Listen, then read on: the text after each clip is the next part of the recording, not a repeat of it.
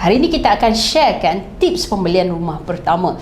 Apakah persediaannya dan berapakah kosnya? Sebelum kita mulakan, jangan lupa tekan subscribe channel kami dan like kepada video ini.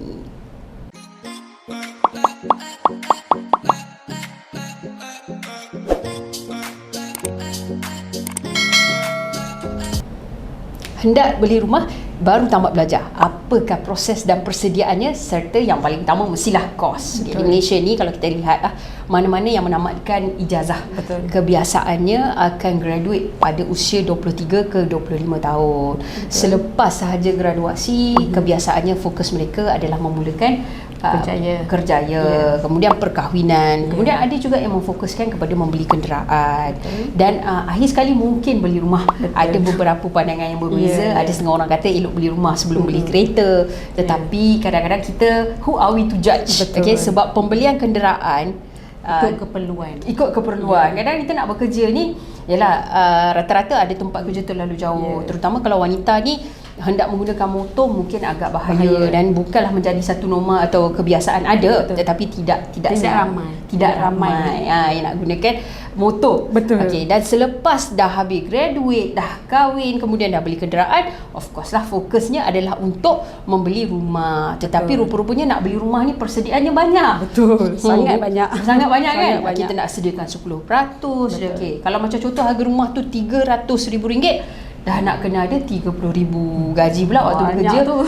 Gaji kita pula waktu bekerja RM2,500. Yang tadi tolak lah yang hutang, apa orang kata, buat kredit, yang perkahwinan tadi pun berhutang juga, tolak anak lagi, kenderaan. Jadi kita nak ajar bagaimana, bukan kita nak ajar lah, kita nak berkongsikan apakah cara-caranya untuk kita buat persediaan. Kalau kita nak beli rumah, seeloknya selepas graduasi tu, mungkinlah 2 tahun, 3 tahun, ikut kemampuan masing-masing bila hendak membeli rumah.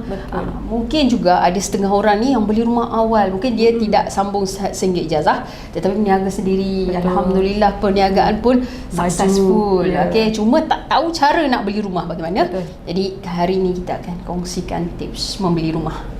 Daripada topik hari ini, kita akan kongsikan topik untuk membeli rumah. Darilah proses bayar deposit, daripada tanda tangan perjanjian jual beli, loan dokumen, dan sehinggalah prosesnya kita dapat kunci rumah. Itu yang the best feeling bila dapat kunci rumah kan. So saya suka sangat. So saya rasa kalau nak tanya berkenaan dengan tip kongsi untuk beli rumah ni, saya rasa Puan Zabeta, dia setahu saya pada usia 27 tahun dia telah membeli rumah, dan sehingga kini dah banyak rumah dia ada ni. Alhamdulillah. Dah berbiji-biji dah kan. So kita akan tanya Puan Zabeta lah. Kita akan minta Puan Zabeta kongsikan apa tips dia kan. Begini, pertama sekali, sewaktu selepas saya graduate sebagai pelajar undang-undang, apa yang menjadi fokus saya adalah saya perlu ada rumah sendiri. Saya hendak beritahu apakah yang memotivatkan atau menjadi motivasi kepada saya untuk membeli rumah. Pertama, pada saya, apabila kita sewa, kalau sewa ni kita terikat dengan pemilik rumah, landlord kita panggil, atau tuan rumah. Apabila kita terikat dengan landlord ni, kadang-kala lepas kita dah sign, contohlah kita sign perjanjian sewa, selepas 2 tahun tiba-tiba kita dah buat rumah ni selesa, nak buat renovation, tak boleh, bukan rumah sendiri. Kita dah duduk dengan terhad, kita dah duduk dengan selesa, tiba-tiba selepas 2 tahun tuan rumah kata nak balik. Itu rumah dia, dan kena keluar, kita terpaksa keluar. Jadi dekat situ, dan saya pula rasa berbanding dengan bayar sewa, mungkin juga setiap bulan masih bayar pada bank kalau rumah sendiri, tetapi akhirnya akan menjadi rumah kita sendiri. So motivasi yang pertama adalah saya rasakan lebih baik memiliki rumah sendiri berbanding rumah sewa. Dan kemudian daripada situ, apabila saya bermula dengan pembelian yang pertama, kemudian saya nak upgrade lah sikit. Sebab kita dalam dunia kerjaya ni bukanlah keluar-keluar terus kaya daripada rumah yang begini. Kemudian mungkinlah daripada asalnya katalah 200,000, kemudian kita nak upgrade lagi, 300,000, kemudian upgrade lagi. Jadi selepas itu, saya rumah yang pertama itu saya sewakan kepada orang. Saya pun mula rasa ada rumah ni, rumah kedua saya bayar, rumah yang pertama ni disewakan, dan penyewa yang bayar kepada bank. Dekat situlah saya rasa macam rupanya hartanah ni sangat, orang kata apa, memberikan menjana, dia boleh pendapatan dan aset. Menjana pendapatan dan aset. So bermaksud apabila penyewa bayar, kan kita bayar kepada bank, tapi lama-lama orang sewa rumah itu akan jadi milik kita sendiri. Betul. Jadi macam kalau kita tengok dalam situasi sekarang COVID ni, okey, apabila ada kekangan ekonomi, ada kebanyakan orang mencari alternatif. Betul. Contohnya kita salah satu daripada aset kita boleh jualkan. Betul. Atau mungkin kita boleh buat refinance. Betul. Okay. Jadi seterusnya sewaktu usia saya 25-26 sebenarnya saya dah mulakan pencarian. Dia memasang cita-cita. Awal tu. Bila saja graduate saya memasang cita-cita nak beli rumah yang bagaimana.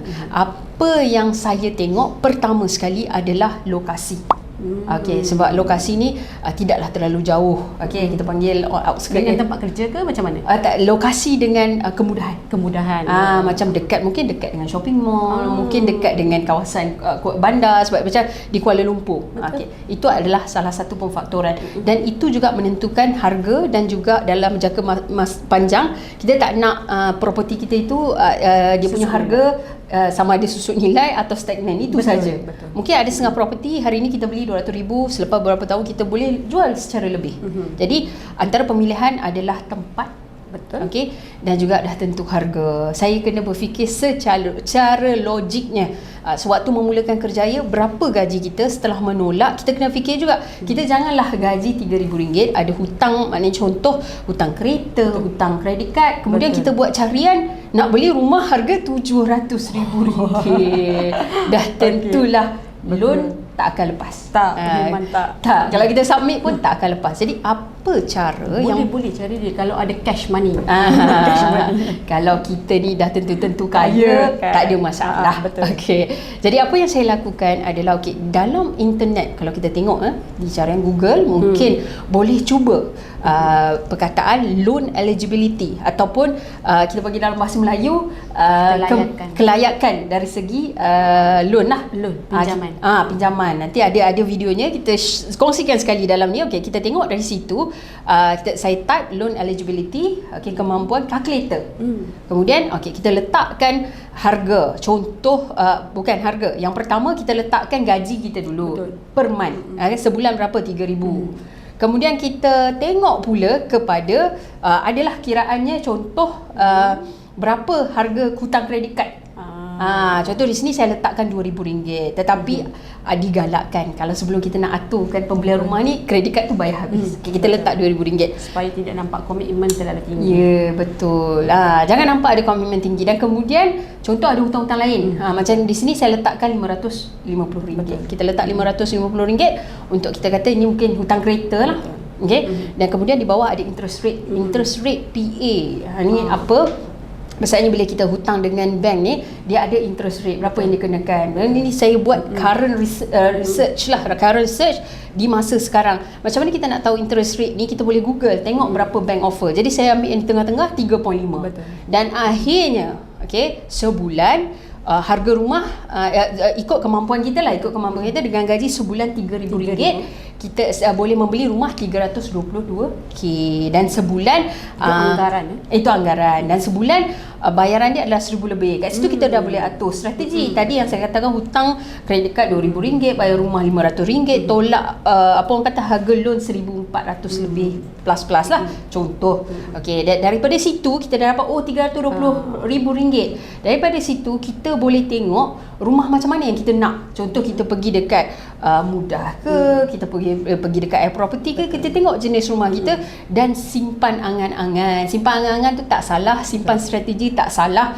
Walaupun setahun 2 tahun sebelum tu kita simpan, itu dah orang kata apa, persediaan yang baik. InsyaAllah akan menjadi realiti. Akan menjadi. Okey, tetapi apa yang menjadi masalah kali pertama saya adalah peguam litigasi, dan ini adalah peguam litigasi dan conveyancing. Jadi mereka lebih tahu bagaimana prosedurnya berkenaan dengan penjualan orang kata conveyancing ni transaksi jual beli ni dan segala prosedurnya.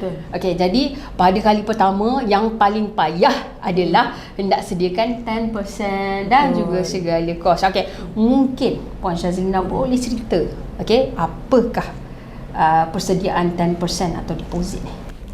Tadi Puan Zabita dah kata kalau ada 10% deposit dah ada dalam simpanan, dah boleh nak beli rumah dan memang ada rumah idaman, bolehlah proceed untuk membeli rumah tersebut. Jadi apa proses dia untuk beli rumah ni?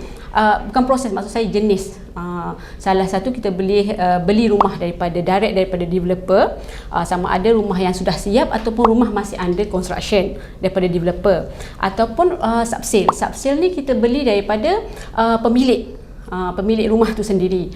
Jadi proses untuk beli dengan pemilik ni sama ada melalui ejen ataupun direct dengan pemilik sendiri. Sebab kalau saya rasa kalau dengan pemaju tak ada masalah.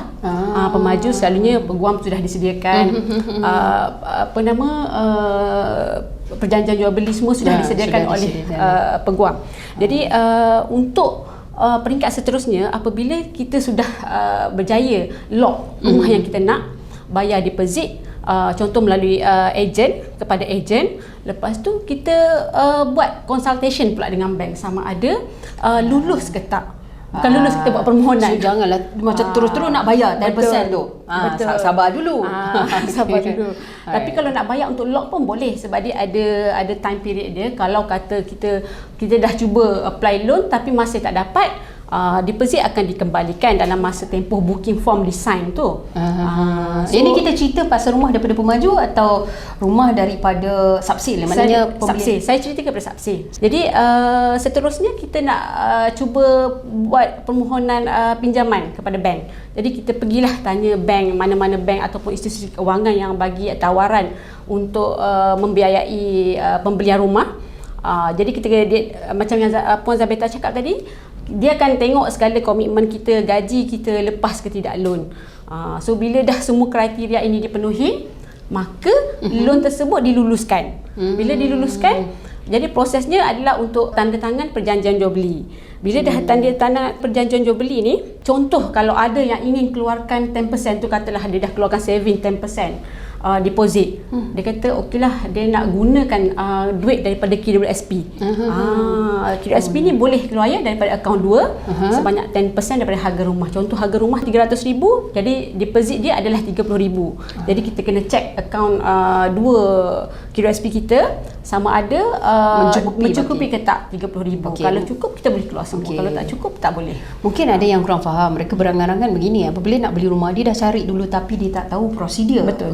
KWSP ni kalau kita nak dapatkan 10% ni, adakah kita bayar dahulu 10% kepada pemilik ataupun kita terus apply dan dapat 10% kemudian bayar kepada pemilik? Mungkin boleh jelaskan yang itu. Kita bayar dulu kepada pemilik, lepas tu baru kita apply kepada KWSP untuk keluarkan supaya kita dapat baliklah duit tadi. Maknanya guna saving sendiri dulu. Ya, guna saving sendiri dahulu. Saya nak bagi tahu juga yang kalau deposit ni tidak semestinya 10%. Boleh jadi budi bicara pemilik mungkin okeylah bayar 5% pun dah cukup.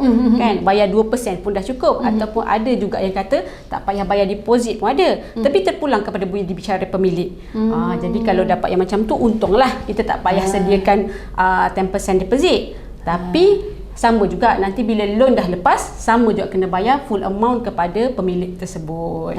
Sebab kebiasaannya kalau tak silap saya, mungkin bagi tanah komersial ni dia sebab title tanah ni berbeza. Betul. Ada yang untuk tujuan residen, maknanya kita tinggal di sana. Betul. Dan komersial. Ada setengah bank yang membenarkan 80% sahaja loan. Yang baki 20% tu 20% masih perlu dibayar oleh pembeli. Dan juga satu lagi adalah kalaupun orang kata apa, landlord tadi tuan rumah ni kata 90% dia bagi dia bagi 100% tak ada isu. Tetapi kebiasaannya yang akan diluluskan oleh bank adalah 90%. Ya, betul. Kebiasaan akan diluluskan 90%. Ataupun kalau dia sama juga kalau tengok komitmen, mungkin komitmen terlalu tinggi tapi loan lepas, mungkin dia akan bagi 85% ataupun 80% terpulang kepada pengiraan pihak bank lah macam mana. Lepas tu kena ingat juga ni rumah pertama. Rumah pertama dengan kedua selalunya 90%. Rumah ketiga kiraan dia lain, deposit dia lain. Harga dia mungkin dia boleh jadi 80% hanya diluluskan oleh bank. Rumah seterusnya pun harganya lain juga. Dia tengok bergantung kepada keadaan semasa. Wow, panjang proses dia tu. Ada kiraan 20%, 10%. So sekarang ni kita tengok kepada pembelian rumah pertama. Pembelian rumah pertama ni maknanya kena ada 10%. Kita ambil 10% lah. Senang lah, panjang lah cerita cerita. semua. Okay, 10%. So kalau kita punya bajet nak beli 300,000 punya rumah, bermaksud 10% adalah 30,000. So daripada 300,000 tolak 30,000, 270,000. Jadi pembeli tadi perlu merancang untuk buat saving 30,000. Tapi tadi Puan Chazina ada cakap berkenaan dengan rupa-rupanya perjanjian ni ada dua. Okey, iaitu penjual adalah tuan rumah, pembeli adalah orang yang nak membeli. Ya, betul. Jadi ada melalui perjanjian jual beli. Betul. Jadi itu melibatkan lawyer lah, Lawyer, peguam. Okey, untuk mengendalikan. Jadi kat situ tentulah ada kos. kos dan yuran guaman. Betul.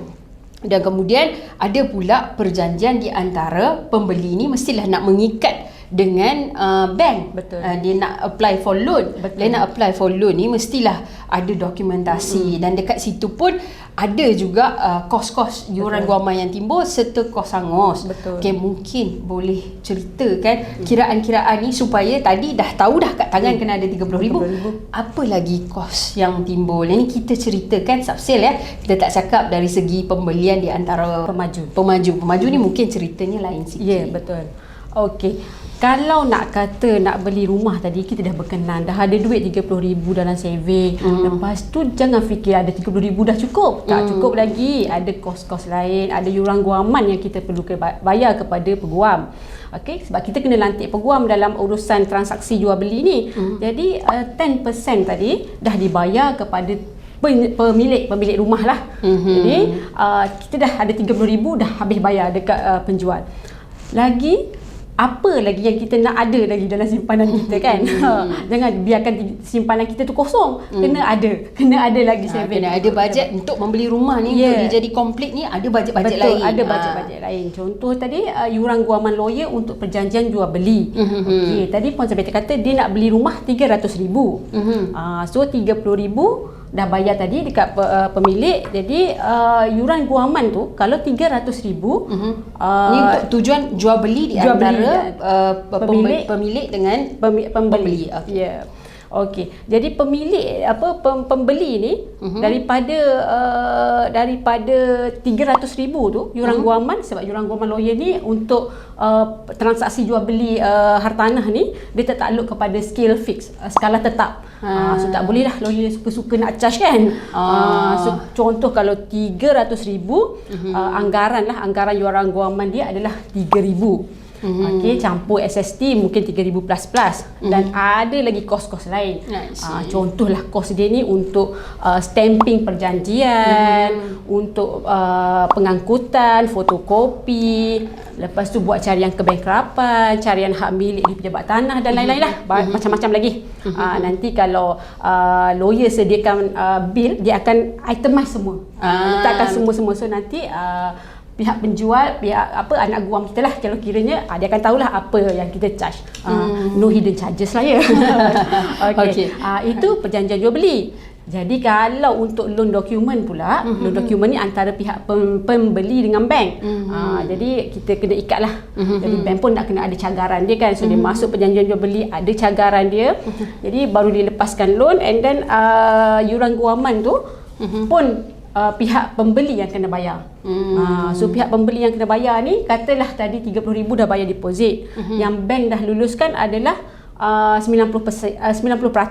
So 90% daripada 300,000 adalah 270,000. Jadi loan dokumen, yuran guaman berdasarkan untuk loan dokumen juga berdasarkan skala tetap juga. Skala tetap. So 270,000 untuk yuran guaman, anggaran dia dalam 2,700. Lebih kurang. Lebih kurang ya, anggaran saja. Dia perlu kita macam ni ya. Kalau ada simpanan ekstra, dia jangan kurang ataupun cukup-cukup. At least kalau ada lebih tu ada lebih lebihan. bagus. Ini untuk tujuan persediaan. Kalau tak digunakan semua pun tak apa. Duit tu kita simpan untuk buat renovation ke, buat pagar rumah ke, kan, betul tak? Buat gerai rumah kan. Betul. So selain daripada tu, yuran guaman dan kos lain, pihak pembeli juga harus menanggung kos untuk stamp duty. Stamp duty ni adalah pindah milik ya. Bila kita bayar stamp duty untuk pindah milik, dibayar kepada lembaga hasil dalam negeri. Bukan dibayar kepada lawyer ya. Lawyer sebagai stakeholder saja kalau pegang duit pun. Jadi pihak yang dibayar tu adalah sebab kita memperoleh harta, jadi kita kena declare. So kena bayar stamp duty juga kepada ni. Contoh kalau 300,000 tadi, stamp duty untuk harga rumah 300,000. Sekarang stamp duty kalau 300,000 memang telah dikecualikan. So boleh beli rumah. Itu 300,000 sebelum ni, tapi baru-baru ni Perdana Menteri kita umumkan harga rumah yang dikecualikan stamp duty adalah 500,000 ke bawah. Bagus ya, sebab dah ada pengecualian. Kadang-kadang nilaian bila kita beli 300,000 dah nak kena add on segala 10%, lepas tu nak kena yuran guaman lagi, stamp duty ni mungkin kadang-kadang bila bajet dia, duit asyik keluar dia mungkin terasa sedikit membebankan pada inilah setengah orang. Okey, yang itu kita cakap 500,000 ke bawah. Ada juga yang mungkin kemampuannya lebih, gajinya bukan bermula daripada RM3,000, mungkin kerja-kerja terus dapat gaji yang banyak. Okey, apabila dapat gaji yang banyak, dia nak beli rumah, ataupun mungkin juga selepas bukan graduate lah, selepas macam umur 32, 33 nak beli rumah dan bajetnya adalah 550,000 ataupun macam contoh 700,000. Okey, bagaimana kiraan stamp duty RM500,000 dikira? Boleh jelaskan sikit? Tadi saya kata 500,000 ke bawah dikecualikan. Tetapi kalau kata nak beli rumah lebih daripada 500,000, contohlah saya bagi 550,000. Jadi yang the first 500,000 tu dikecualikan. Yang akan dikenakan stamp duty hanyalah 50,000 sahaja. Jadi the first saya rasa dalam first 50,000 adalah 500 kata silap saya. First itu anggaran 50,000 itu anggaran mungkin lah. Kita boleh buat calculation lagi. Okey, baik. Okey, so, telah selesai dah sign sale and purchase, rumah pun yang berkenan di hati dah ada, dah dapat loan, semua dah completed. Maknanya semuanya telah selesai. Jadi bila masa nak dapat kunci ni tak sabar. Tak sabar ni nampak ni. Okey, macam ni, kalau kata semua sudah selesai daripada proses SNP, loan document, and then last sekali apabila duit pinjaman tu dah dilepaskan, kita kata balance lah, baki harga jualan kepada penjual dilepaskan kepada penjual lah. Maksudnya bila dah selesai semua dan penjual pun mungkin ada yang tertunggak kita beli rumah, kadang-kadang rumah tu mungkin ada api tak bayar lagi, elektrik tak bayar, masih ada hutang bank, itu adalah personal liability pemilik. Iyalah, tetapi yang ni saya katakan pemilik ni kadang-kadang dia nak jual rumah tapi masih berhutang bank. Jadi semua itu perlu diselesaikan. Diselesaikan kalau semuanya. Dia bank, sebab dia dalam proses tu dia akan ada bank yang kita mohon loan ni, dia akan redeem, dia akan tebus rumah tu terlebih dahulu sebelum dia dapat cagarkan rumah yang kita beli, pembeli beli tu atas nama pembeli. Jadi semua proses-proses tu dah selesai lah. Dan kita dah buat submission kepada pejabat tanah untuk tukar milik. Sebab saya cakap ni pasal pertukaran hak milik ya, yang ada grant. So bila dah siap semua ni, dah disburse duit, dan duit apa yang tertunggak pun semua macam maintenance, contohlah maintenance tertunggak ke, bil air, bil elektrik, cukai tanah, cukai pintu, semua dah diselesaikan. Maka pada waktu itulah, bukan waktu tu, adalah certain time dia, bila peguam sudah mendapat, peguam penjual lah contoh, sudah mendapat baki harga jualan tu dalam masa beberapa hari yang seperti mana diperuntukkan dalam perjanjian jual beli, dia harus menyerahkan kunci. Bila dah dapat kunci tu seronok ya. Seronok dapat kunci, boleh masuk rumah. Dia saya nak kongsi lah perasaan dapat kunci selepas pembelian rumah tu sangat seronok. Selepas satu proses yang panjang dan kita macam wah, akhirnya telah menjadi milikku. Gitu. Okey. Alright. Boleh buat housewarming. Okey. Jadi okey. Now kalau kita tengok sebenarnya mana-mana perjanjian jual beli ni kebiasaannya dia orang kata apa, peraturannya, syarat di dalamnya adalah standard. Okey. Tak standard. Tak standard. Tapi kebanyakannya pasti ada yang macam contoh berapa bulan segala proses perlu diselesaikan, iaitu 3+1. Contoh 3 campur 1 4 bulan. Kemudian ada pula klausa pengingkaran. Kalau penjual dengan pembeli orang kata ingkar, dia tidak sama setiap satu, tetapi asasnya Terma-terma yang patut ada. ya lebih kurang sama. Okey. Jadi bagaimana pula dah kata dah di dalam tu ada setengah yang mungkin lebih lewat 3+1, maknanya penyelesaian segala daripada bayar 10% sehinggalah apa tu duit dimasukkan ke penjual. Okey, kemudian dapat kunci selalunya 3 campur 1 bulan kebiasaannya. Ada juga yang 5+1 ikut keadaan Okey, bagaimana kalau berlaku kelewatan dalam orang kata apa, tak settle lagi yang si penjual ni nak dapat duit segera, yang pembeli pula nak dapat kunci segera. So bagaimana, apa proses dan hak-haknya? Ya, macam tadi dia kata tempoh masa untuk penyempurnaan perjanjian jual beli tu, nak completekan sale and purchase agreement tu, kebiasaannya 3+1. Selalunya kalau melibatkan pinjaman loan bank. 3+1 ni kalau tak ada masalah apa-apa, kalau memang straight to the point saja kan, tak ada banyak isu, memang kita boleh completekan dalam masa 3 bulan pun dah boleh complete. Tetapi kalau melebihi daripada 3+1, maksudnya 4 bulan dah 3 tambah 1 4 kan. So jadi kalau dapat bulan ke-5 baru settle, so kita kena tengok balik, kena tengok keadaan apa yang melewatkan penyempurnaan perjanjian jual beli tu. Contohlah kalau kata lewat tu disebabkan oleh mungkin pending dekat pejabat tanah ataupun mana-mana pihak berkuasa. Jadi benda tu kita kena tengok balik asas pengiraan tarikh untuk kita kira balik perjanjian jual beli. Sebab kadang-kadang perjanjian jual beli tak semestinya kita sign, katalah kita sign 1 hari bulan 1 2020, 3+1 maknanya 4 bulan, sebabnya kita kena completekan dalam bulan April 2020. Tak semestinya begitu. Sebab dalam perjanjian jual beli itu sendiri ada terma-terma dan syarat dia.